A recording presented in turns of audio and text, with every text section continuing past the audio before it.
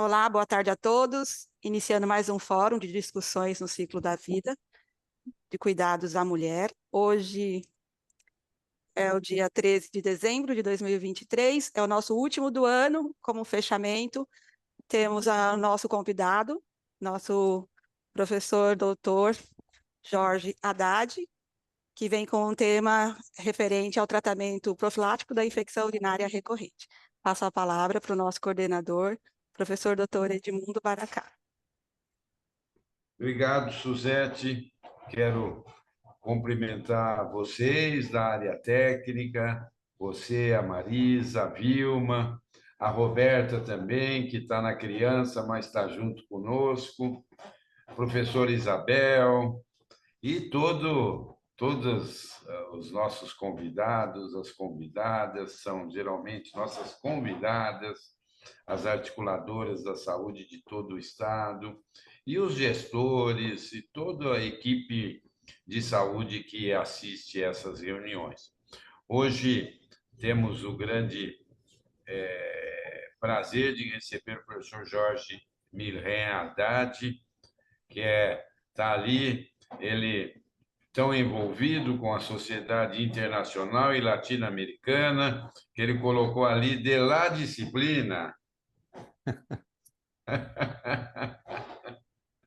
O professor Jorge Haddad foi presidente da Sociedade Internacional de Uroginecologia e tem uma representação em nível mundial. E ele é um grande conhecedor desse tema e é importante que todos nós saibamos como fazer profilaxia e como fazer o tratamento profilático da área da infecção urinária recorrente, que é um tema comum e que nós podemos orientar, e é importante que toda a equipe de saúde nós possa levar esse conhecimento para a ponta, para as equipes da atenção primária e nível secundário também. Então, eu quero agradecer mais uma vez a Isabel, a Suzete, a Marisa, a Vilma e a Ricarda por todo esse, a Roberta e a Ricardo por todo esse suporte que elas nos dão aqui.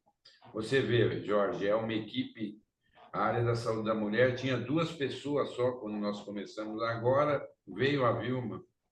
Estamos para receber o doutor Joaquim, mas é uma gravidez prolongada.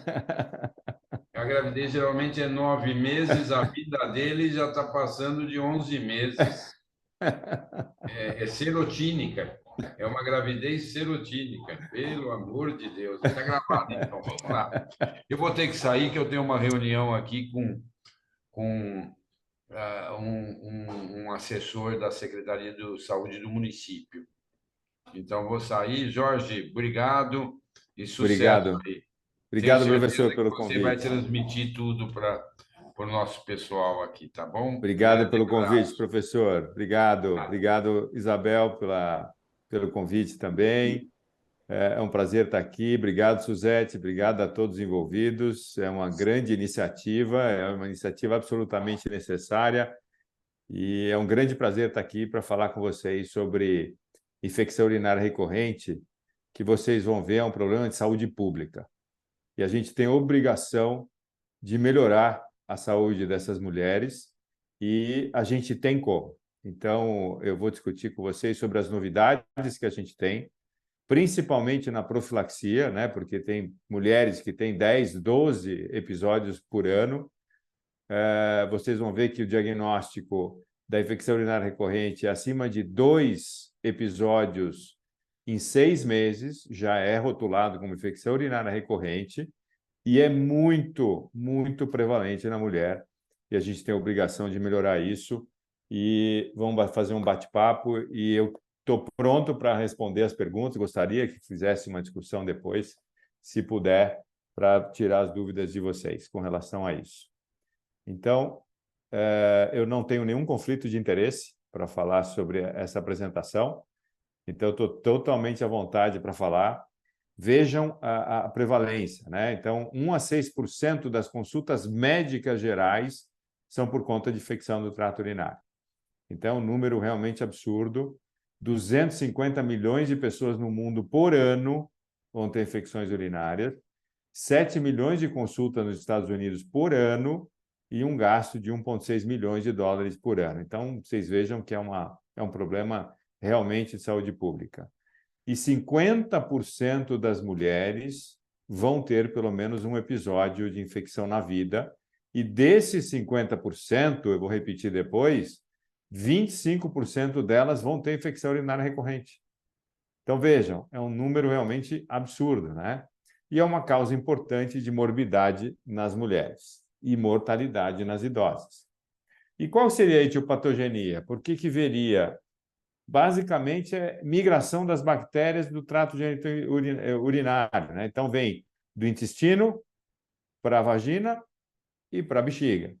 E a uretra tem uma condição anatômica na mulher que facilita muito a infecção urinária, que é uma uretra muito curta. Então, imagine, uma pontezinha de 3 centímetros, vai a bactéria do intestino ou da vagina, que é muito próximo na mulher, sobe essa pontezinha de 3 centímetros, infecção urinária. Então, é muito comum. E todas essas bactérias, que são os agentes mais comuns que vocês estão vendo do lado, e entre elas a Escherichia coli, que é de longe a mais prevalente, 80%, 90%, que é intestinal também, é proveniente do intestino. Então, vocês veem que o número realmente grande proveniente do trato genital inferior. E é importante a gente entender quais são as defesas que a mulher tem para evitar essa infecção urinária e quais são os fatores da bactéria em relação à virulência, né? Então, o pH da urina, osmolaridade da urina é favorável, tem que ser adequado. Mucopolissacarídeos é uma camada que forra a bexiga por dentro, eu vou mostrar isso para vocês em foto, evita a aderência da bactéria na parede da bexiga. Linfócitos B e T, que vão produzir os anticorpos contra essas bactérias, principalmente a Escherichia coli. O mecanismo antirrefluxo da bexiga para o ureter, né, que muitas mulheres têm infecção urinária desde a infância e não têm esse mecanismo antirrefluxo. Importante a gente saber diagnosticar isso. Fazer micções periódicas, a mulher não deve segurar a urina. Deu vontade, vai urinar. Então, a gente precisa orientar todas as mulheres, né? E lactobacilos, que são as bactérias normais na vagina, que vão defender a mulher, a vagina, contra a colonização dessas bactérias intestinais, principalmente a Escherichia coli. Esses lactobacilos estão diminuídos na pós-menopausa, né? Então, a reposição hormonal intravaginal melhora muito esses lactobacilos e melhora a infecção urinária. Nós vamos falar muito sobre isso também. Aqui vocês veem o que eu estava dizendo sobre a camada que forra a bexiga por dentro, que é uma camada que vocês veem aqui numa foto de microscopia, que vai evitar com que as bactérias... Veja, essa é a foto da Escherichia coli, parece um pernilongo, né? Cheio de perninha. E essas perninhas que vão grudar na bexiga.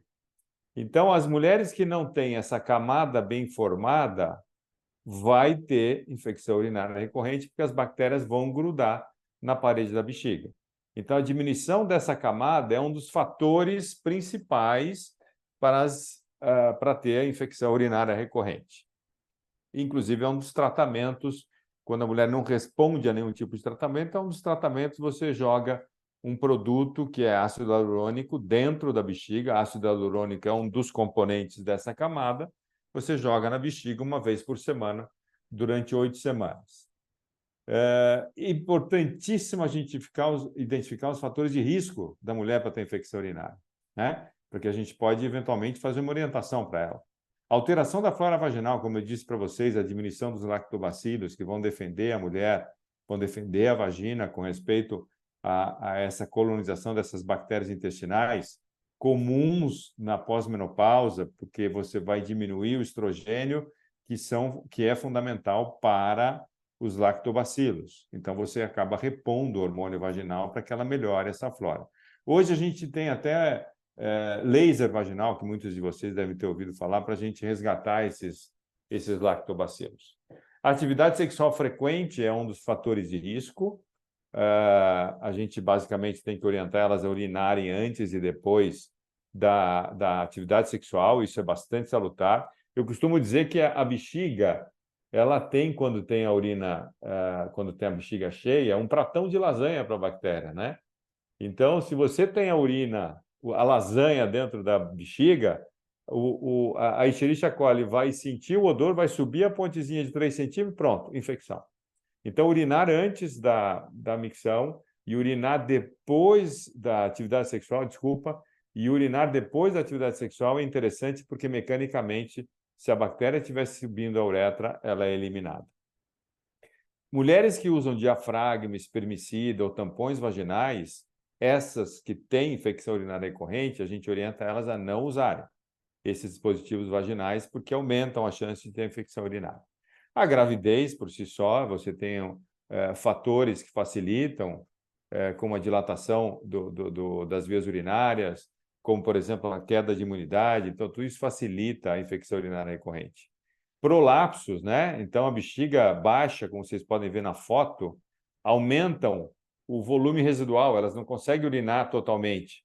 Então, esse resíduo que fica na urina, na bexiga, que ela não consegue urinar, é um meio de cultura que favorece a infecção urinária também. Então, nesse caso, a gente precisa corrigir cirurgicamente essa queda da bexiga para que a gente possa diminuir a chance de infecção urinária. Diabetes também é um prato cheio, né? Porque acaba aumentando a glicosúria e com isso você tem mais infecção urinária e anormalidades anatômicas do trato urinário, obviamente. Infecção urinária recorrente. Como eu disse para vocês, a definição são 2 episódios de infecção urinária em 6 meses ou 3 em 1 ano. E vejam, é aquilo que eu disse, 25% das pacientes com infecção urinária não complicada. Então, daqueles 50% que seguramente vão ter um episódio pelo menos, 25% delas vão ter infecção urinária recorrente. 60% causada por aquela bactéria intestinal que é Escherichia coli e ocorre em 2 a 10%. Imagine, 10% de todas as mulheres na pós-menopausa vão ter infecção urinária recorrente. Então, é um número realmente absurdo. E a maioria dessas infecções, graças a Deus, não é complicada, mas compromete muito a qualidade de vida dessas mulheres. Muito bem.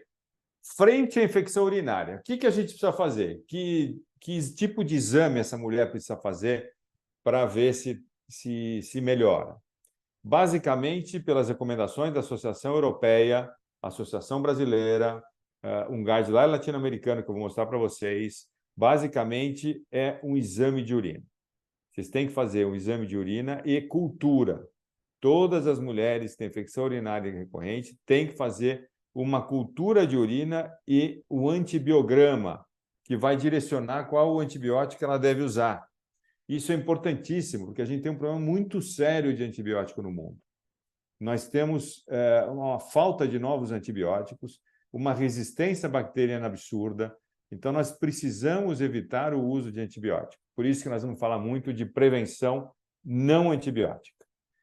Ultrassom, precisa fazer ultrassom de vias urinárias? Você precisa fazer uma cistoscopia, uma endoscopia da bexiga? Não, não precisa fazer. Basicamente, o exame de urina, para que a gente possa identificar o agente e tratar de uma forma adequada. Muito bem. Dentro da prevenção, o que nós temos?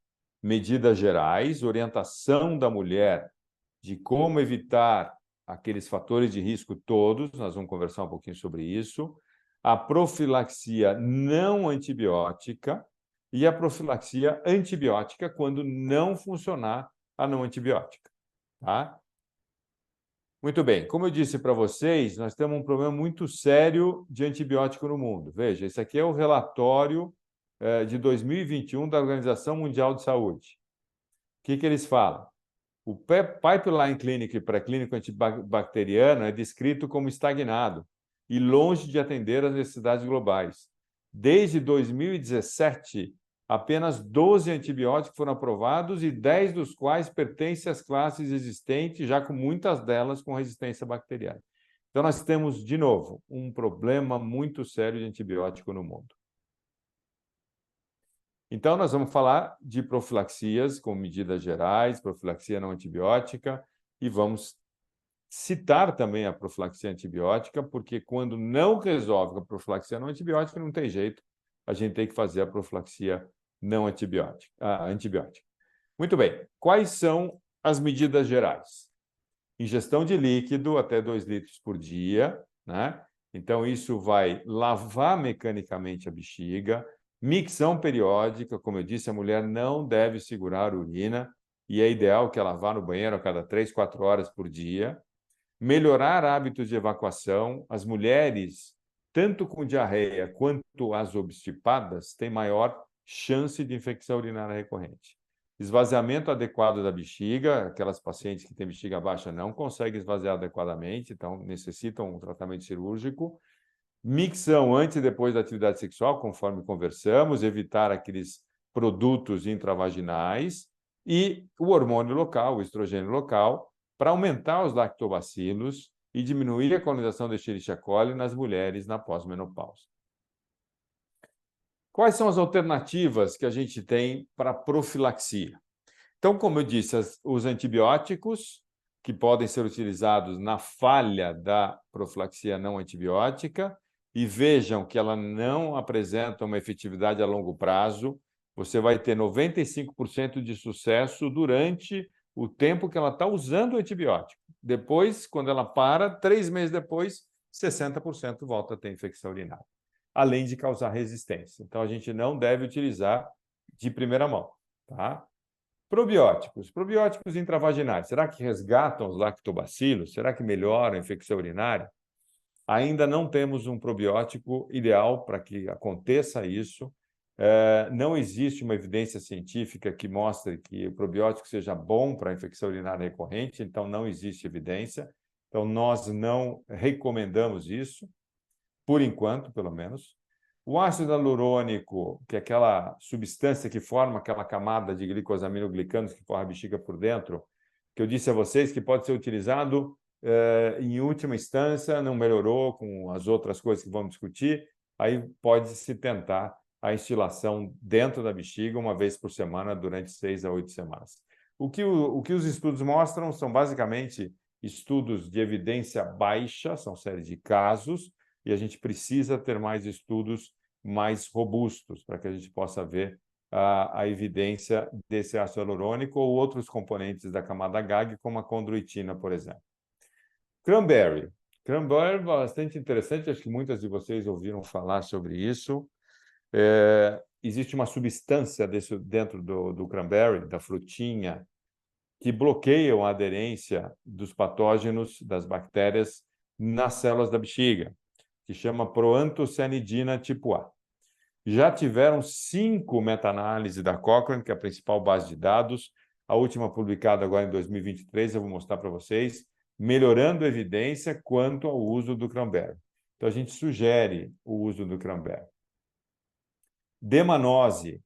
O cranberry já entrou no mercado brasileiro, assim como a demanose, que é um carboidrato com suposto mecanismo de inibir a aderência daquelas bactérias na parede da bexiga, ligando-se às fibras, às perninhas, tipo 1 das enterobactérias. Tem um trabalho muito interessante, randomizado, comparando com antibiótico, mostrando que não há diferença entre o uso da demanose e o antibiótico. A gente recomenda 2 gramas por dia. Eu vou mostrar os estudos para vocês. E estrógeno, aumentar os lactobacilos, como eu disse, para diminuir a colonização das enterobactérias. O que tem de evidência? O estrógeno via vaginal, o creme vaginal, existe uma evidência científica muito forte, mostrando que ela melhora os episódios de infecção urinária, diminui os episódios de infecção urinária recorrente.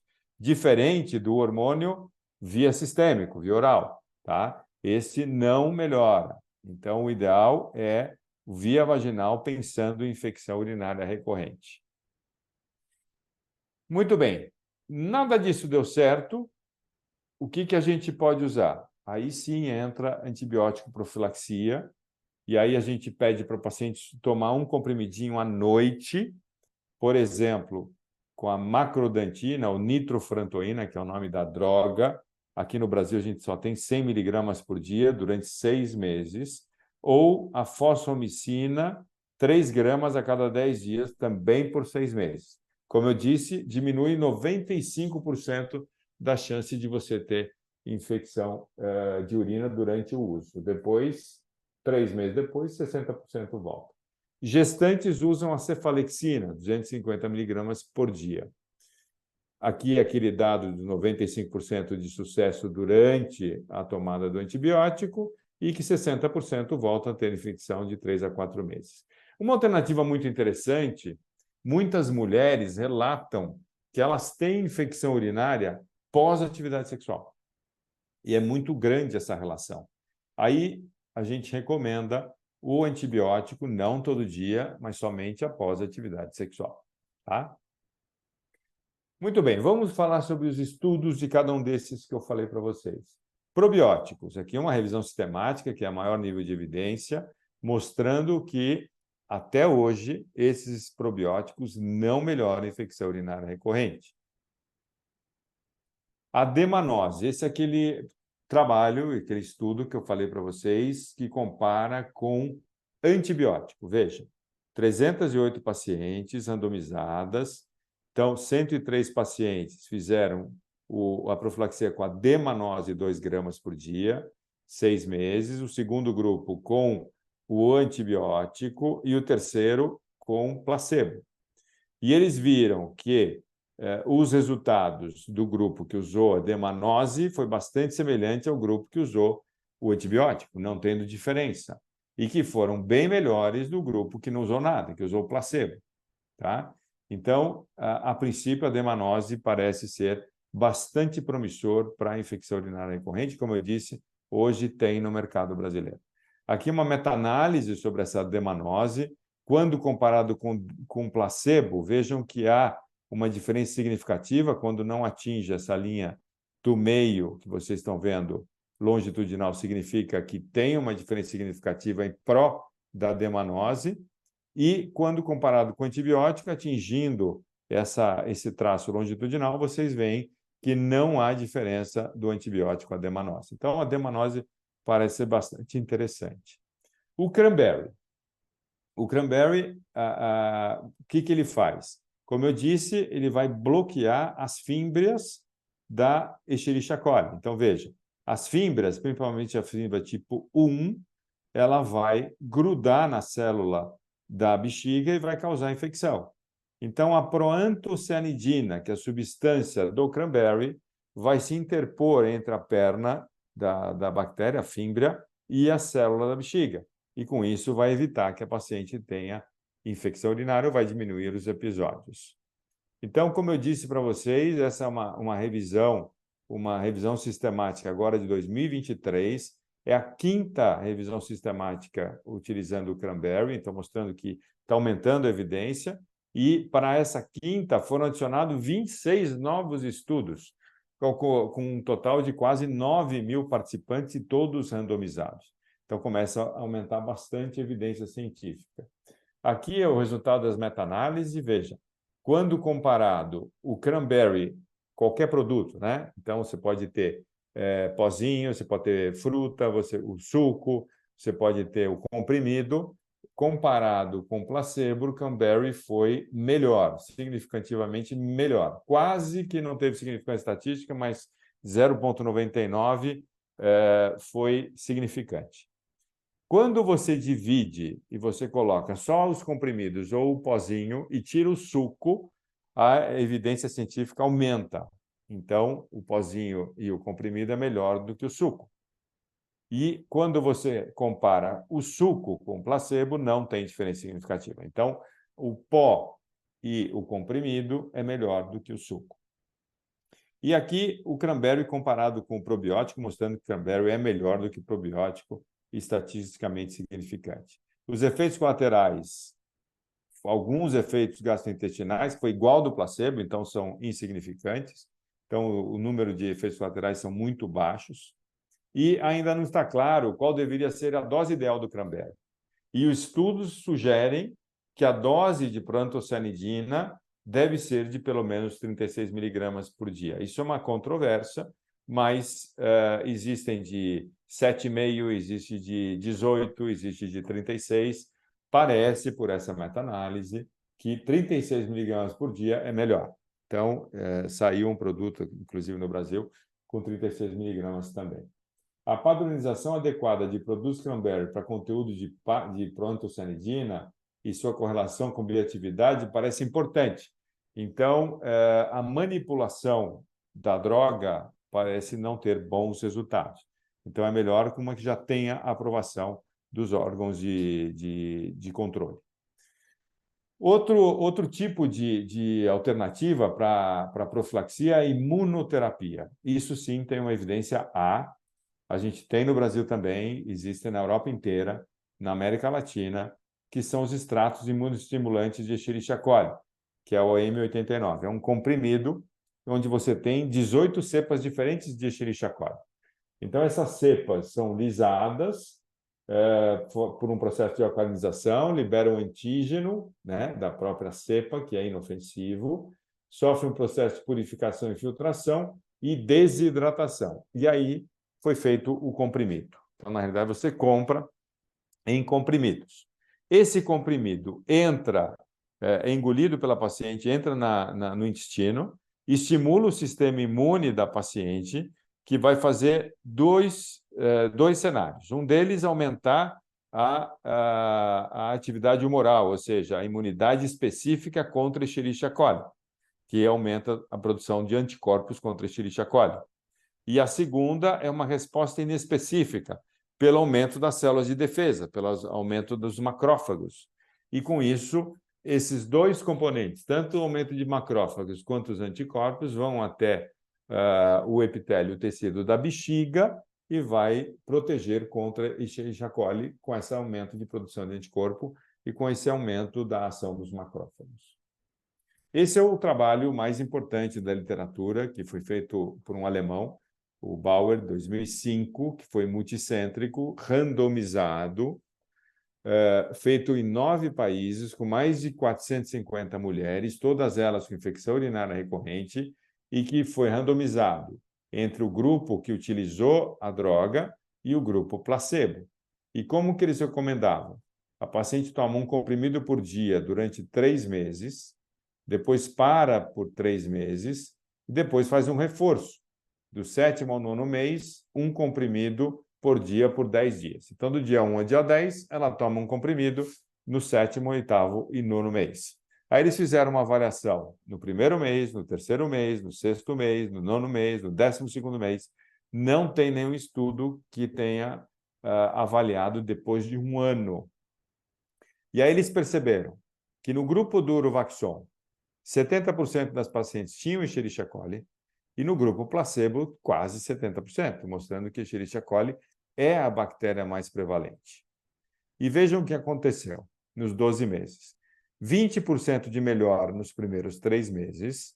Com o reforço, houve uma melhora de 43%, o que deu um total de diminuição de 34% no final de 1 ano. Tá? O que acontece depois de 1 ano? A gente não sabe. Será que se eu usar um reforço uma vez por ano, com 10 dias por mês, por 3 meses, eu consigo diminuir mais? Não se sabe. Eu fui até a Alemanha, tentei propor esse estudo para o laboratório que produz esse OM89, com o desenho do estudo pronto, mas eles não aprovaram em virtude do custo. Mas é uma coisa que a gente precisa fazer, a gente deve essa resposta para a população. Aqui uma revisão sistemática, uma meta-análise, feito desse OM89, mostrando que houve uma redução significativa quando a paciente usou essa medicação, contrário do placebo, que não houve essa redução. Então, vale a pena utilizar. Como eu disse, é grau A de recomendação. E aqui, nós temos na Febrasgo a comissão especializada em uroginecologia. Nós escrevemos um guideline, a recomendação para infecção urinária recorrente. Em 2021, não tinha ainda essa meta-análise do Cranberry, de 2023. O tratamento da infecção urinária recorrente deve começar com medidas comportamentais, medidas não antimicrobianas, como estrogênios vaginais e imunoprofilaxia, que é o M89, você tem recomendação grau 1. Se persistir o uso, aí sim antibiótico profilaxia por 6 meses ou após a relação sexual, quando existe essa relação muito forte entre atividade sexual e infecção urinária. Dados insuficientes com relação ao uso do cranberry, hoje já tem dados bem robustos, demanose também, e probiótico, ácido hialurônico ou metinamina, que é um antisséptico na prevenção da infecção urinária recorrente, não tem ainda grandes evidências, então precisamos discutir com a paciente. E em 2019, quando eu era representante latino-americano da Sociedade Mundial, eu fiz um primeiro consenso, nós fizemos o primeiro consenso latino-americano de toda a história em infecção urinária recorrente. Nós nos reunimos aqui em São Paulo, 8 presidentes das sociedades nacionais, e fizemos esse guideline em 3 dias. Então, esse guideline diz muito semelhante ao que nós discutimos até agora. Paciente com infecção urinária recorrente não precisa fazer ultrassom e cistoscopia, a não ser que ela não melhore com todas essas profilaxias que nós comentamos. Aí sim você precisa fazer esses exames e sempre fazer o exame de urina, principalmente cultura, com um antibiograma, para que a gente possa utilizar o antibiótico adequado, para que a gente não gaste o antibiótico desnecessariamente. Profilaxia não antibiótica. Então, sempre aquelas medidas comportamentais que eu já comentei com vocês, ingestão de água, esvaziamento adequado da bexiga, evitar aqueles dispositivos vaginais.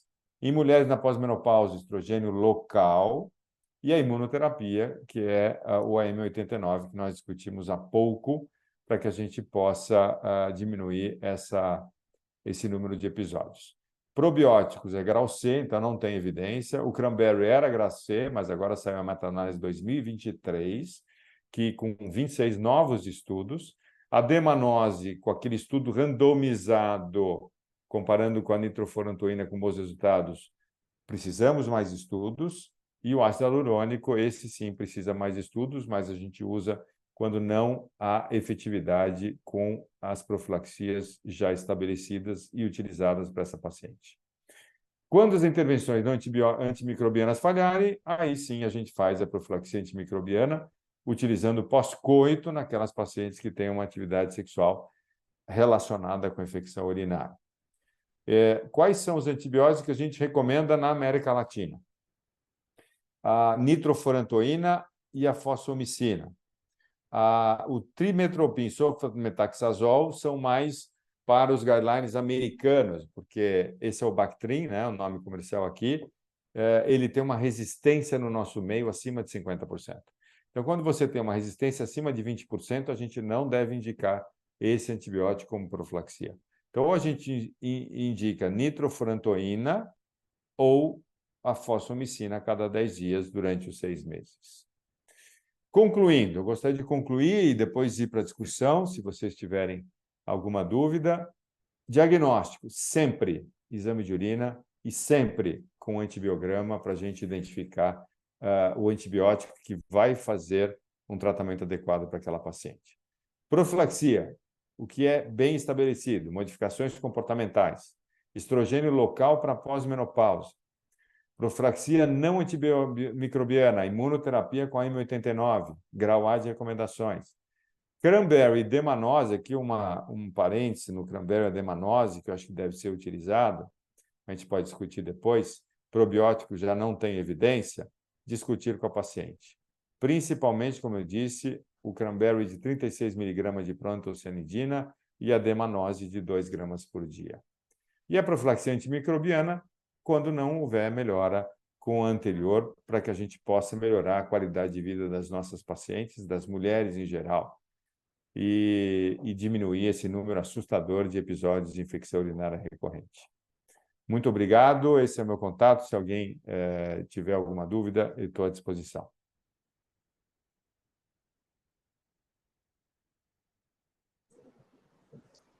Excelente. Excelente aula, professor Dr. Jorge, muito obrigada, didática, e fez apontamentos fundamentais no dia a dia de nós, médicos, que atuamos na Unidade Básica de Saúde.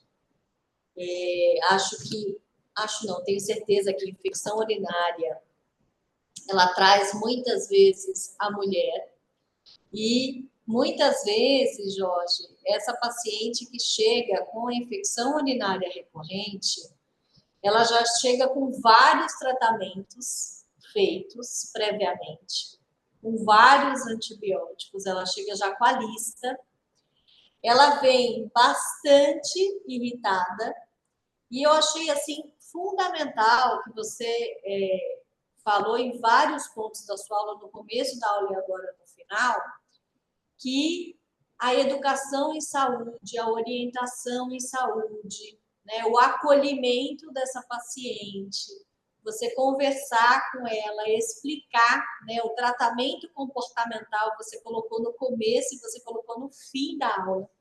Então, são fundamentais nesse acolhimento dessa paciente, né, Jorge? Eu queria que você reforçasse isso um pouco, aquelas orientações que são fundamentais, né, para as pacientes, porque elas precisam compreender que, além do acompanhamento, além dos diagnósticos diferenciais que até podem ser feitas, né, você colocou aí no ciclo de vida importante, né, lembrando da síndrome geniturinária da menopausa, né, então a gente deve pedir, às vezes, o exame de urina numa recorrência, né, para avaliar um pouquinho melhor com relação à urocultura e o antibiograma dessa paciente, mas reforçar, né, a terapia comportamental, independente da terapêutica a longo prazo, é fundamental para essas pacientes. Então, esse é meu primeiro comentário. E aí eu já queria relembrar o pessoal das unidades básicas que o Registro Nacional de Medicamentos, nós temos o estriol creme, 1 miligrama por grama, ele pode ser prescrito, portanto, na unidade básica de saúde, estriol creme, 1 miligrama por grama, ele pode ser usado com booster de 15 a 20 dias.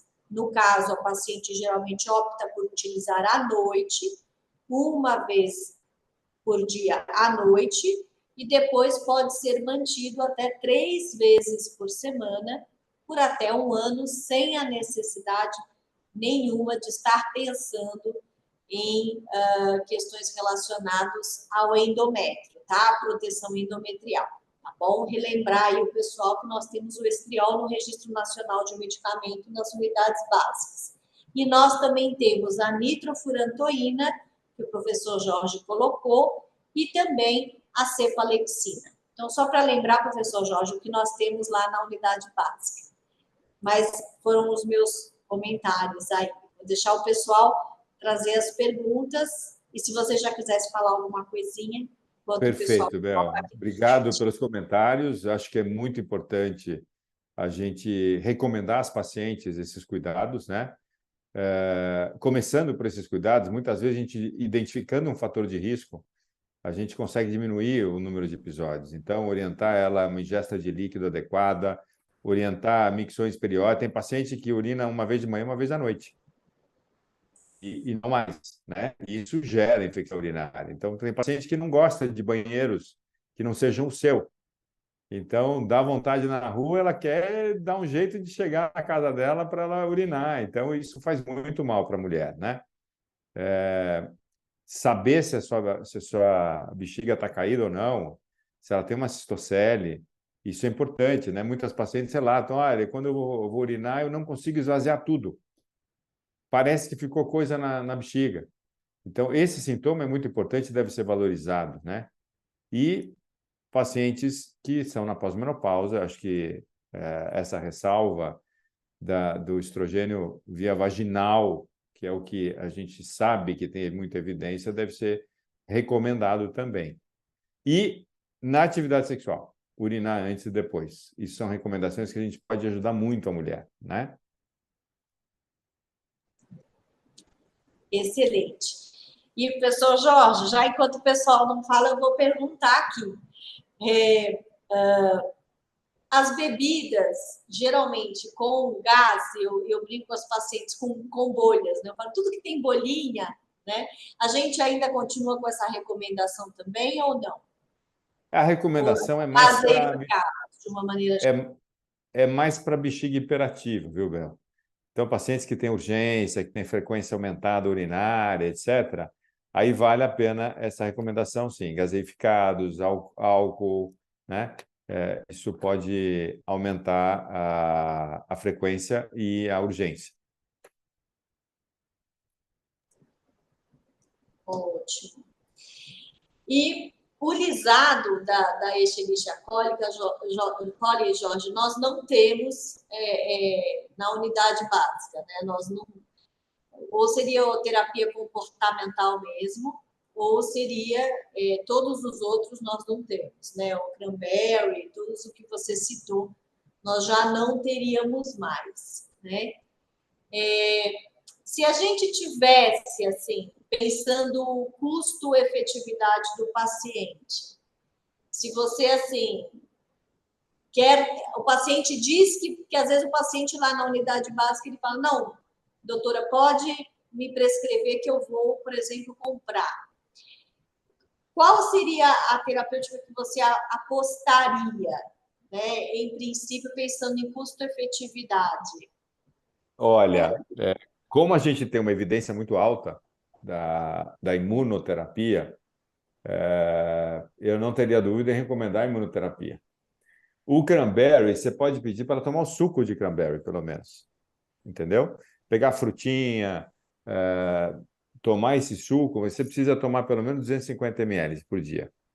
Mas a meta-análise, essa última, mostrou que a evidência é menor, né, para o suco do que para o... Saiu uma droga agora aqui no Brasil, mas é caro, não dá para ter na unidade básica de saúde, né? Com 36 miligramas de proantocianidina. E saiu também um outro com a demanose 2 gramas. Até então a gente tinha que importar. Então, os pacientes compravam fora para tomar. Agora não mais, agora tem no Brasil. Mas se eu tivesse que apostar em uma das drogas, eu apostaria no suco de cranberry, que ela pode tomar em casa, e a imunoterapia, porque ela tem uma evidência grau A, né? E a imunoterapia você toma 3 meses. Depois você toma um reforço que vai dar uma caixa por 3 meses também. Então vai acabar sendo bem mais barato do que a demanose ou o cranberry. Vamos falar em custo, né? Então você vai pagar uma caixa de Urivaxon, que é o M89, R$90. E você vai passar uma caixa de cranberry, que você vai usar todos os meses, R$170. E a demanose, mais ou menos esse preço. Então, custo-efetividade e evidência científica, a imunoterapia será melhor, né? Excelente. Muito obrigada. Imagina. E para o pessoal, às vezes, também, né, eu achei bacana, você relembrou, né, o tamanho da uretra, a questão da relação sexual, né, e da mulher na pós-menopausa.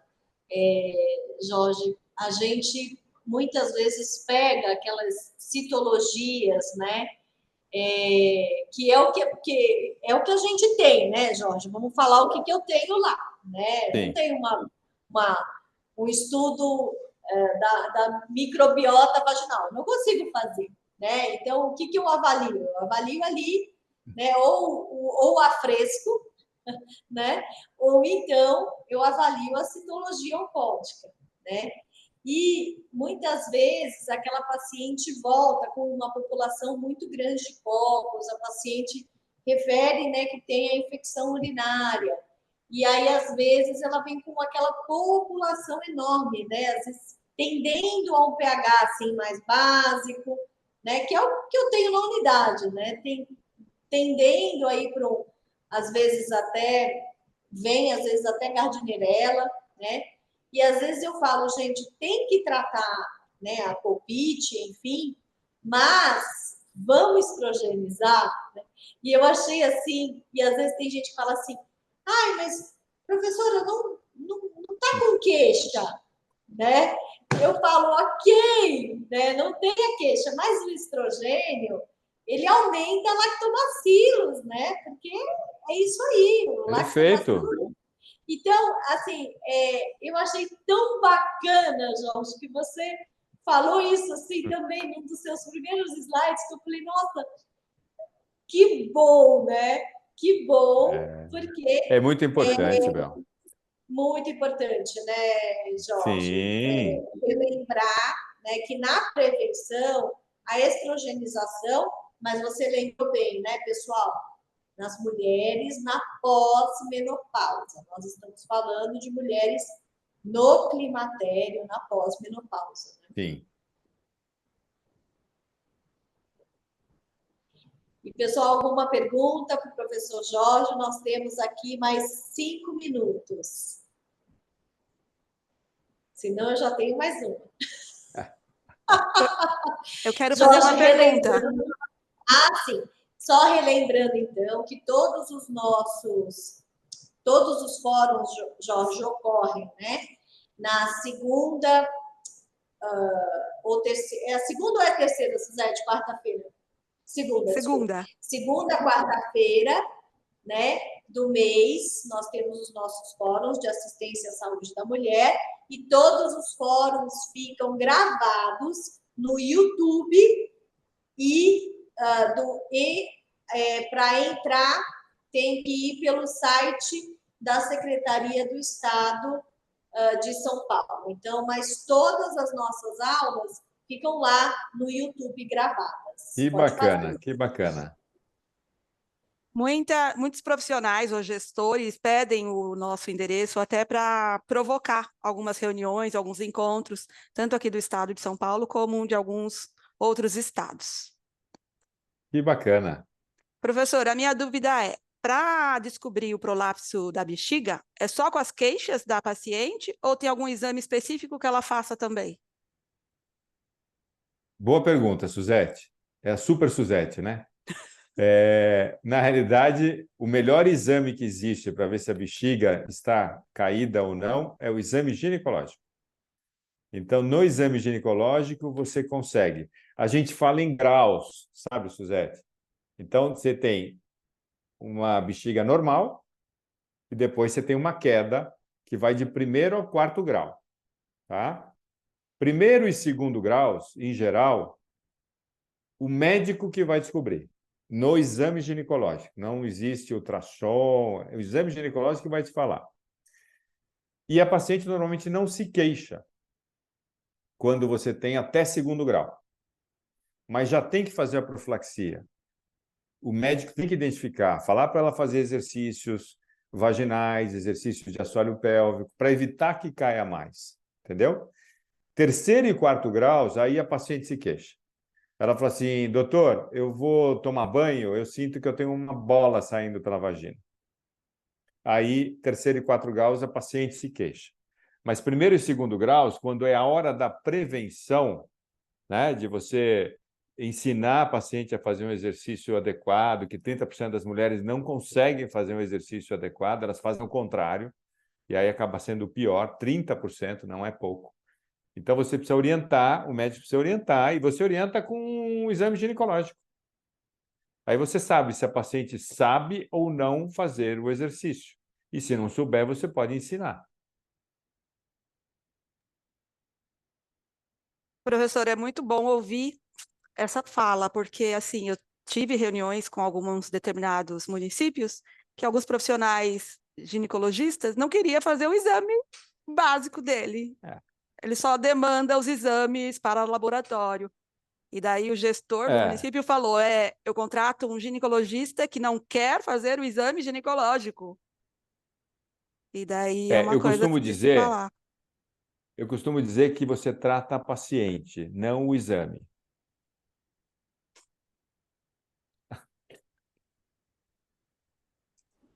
Fundamental. Mais alguma pergunta, meninas? Nós temos aqui pessoal hoje de Presidente Prudente, Guararapes. O que mais que nós temos aqui? Do ABC. Suzete, me ajuda. Jales. Do ABC. Jales. Jundiaí. SPCD é da onde? Qual, doutora? Aqui. Acho que é São Bernardo do Jardim, Campo. Professor, São Bernardo. o prolapso da bexiga pode vir associado com o prolapso do útero? Pode. Pode vir associado com prolapso do útero e prolapso do reto, do intestino também. Você pode ter um prolapso de vários compartimentos ao mesmo tempo. Entendeu? Entendi. Mas lembrando que hoje o professor Jorge vai falar sobre a profilaxia da infecção urinária e os prolapsos e as distopias ficaram para o ano que vem, não é isso, Zete? Nós temos mais 1 minuto do professor Jorge. E, Suzete, nós ficamos para o ano que vem, foi em abril, não é isso? Então, janeiro, nós temos a comemoração não, né? Nós temos a lembrança do mês do câncer de colo do útero, né? Da prevenção do câncer de colo do útero. Em fevereiro, pessoal, nós temos a prevenção da gravidez na adolescência. Em março, nós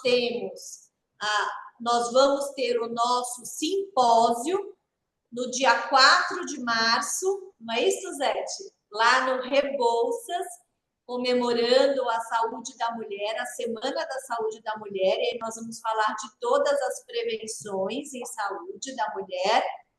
E aí, em abril, nós ficamos de trazer novamente o professor Jorge para estarmos conversando sobre as distopias e os prolapsos, mas depois a gente manda o convite, professor Jorge, mas já fica aí provavelmente as perguntas sobre distopia e prolapso vão ficar aí para abril, para a gente trazer o professor Jorge aqui conosco novamente. Temos Isso mais mesmo. alguma pergunta? E lembrando que quem tiver sugestão de temas, pode nos enviar, né, doutora? Porque daí a gente vai procurando nossos parceiros profissionais, assim como o doutor Jorge, que já está no coração, para poder vir dar essa palestra linda, tá bom? Um prazer, um prazer.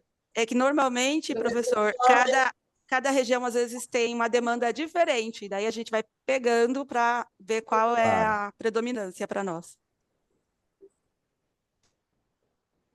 Professor Jorge, gostaria de dar os seus últimos minutos de recado para aqueles que nos assistem depois, profissionais de saúde, gestores, sobre a temática hoje.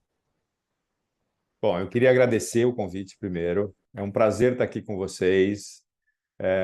Obrigado, professor Isabel, professor Baracá, Suzete, que eu já vi que a Suzete organiza muito bem essas reuniões. A presença de todas vocês, é um prazer estar aqui com vocês para falar de um tema que eu adoro, né? Eu acho que todo tema que envolve prevenção de comprometimento de qualidade de vida na mulher, ele deve ser enfatizado, né? E infecção urinária é uma das principais, porque, como disse, 50% das mulheres têm, é um número absurdo. Então, a gente tem que fazer uma campanha de orientação, enfim, e contem comigo sempre. E se te aparecer alguma dúvida, vocês têm meu contato, por favor, fiquem à vontade, é um prazer ajudá-los. Obrigada, professor Jorge, mais uma vez, pela oportunidade de estar aqui conosco, nesse nosso Fórum de Assistência à Saúde da Mulher em seus diferentes ciclos de vida, aqui junto à Secretaria Estadual de Saúde do Estado de São Paulo. E muito obrigada pela sua aula, pela sua didática, pela sua disponibilidade de estar aqui compartilhando conosco sua experiência, sua ampla, né, imensa experiência clínica aqui conosco, que é uma honra receber aqui você, Jorge. Professor Jorge, nós temos uma longa também jornada, né? Professor Jorge, estudamos juntos, né? E também tivemos a oportunidade também na Unifesp, né, quando eu era mestranda.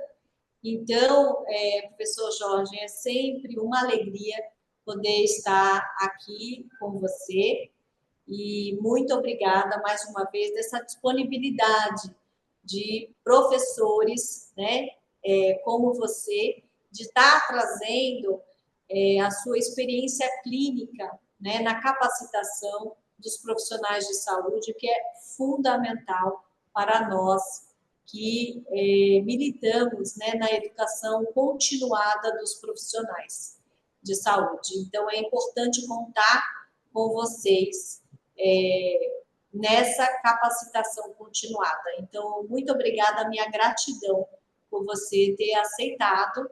E já deixamos aí, né, Suzete, o convitinho para o ano que vem, né, Su? Em abril. Um prazer. Vai aí Um prazer. Então, meu muito obrigada mais uma vez. Vamos encerrando o ano. Para aqueles que não comemoram, então eu sempre falo um bom recesso, né? E muita saúde, né? Porque o resto a gente consegue fazer se a gente tem saúde, né, professor Isso Jorge? mesmo. E que nós possamos nos ver no ano de 2024, já em janeiro, na prevenção do câncer de colo do útero. Meu muito obrigada a todos. Obrigada, Obrigado. Jorge, Obrigado. Um beijo. Tchau, tchau. Tchau, tchau. Tchau, tchau. Suzete, querida, tudo tranquilo? Suzete, eu vou indo lá para o meu curso. Tudo tranquilo, doutora. Eu vi, estava lindo. E eu estava encaminhando os do sangramento uterino também. Então, tá bom. Tá bom? Beijo, Beijo. obrigada. Tchau. Obrigada. Depois a gente se fala. Tchau, Tá tchau. bom. Tchau, Obrigada tchau. a todos.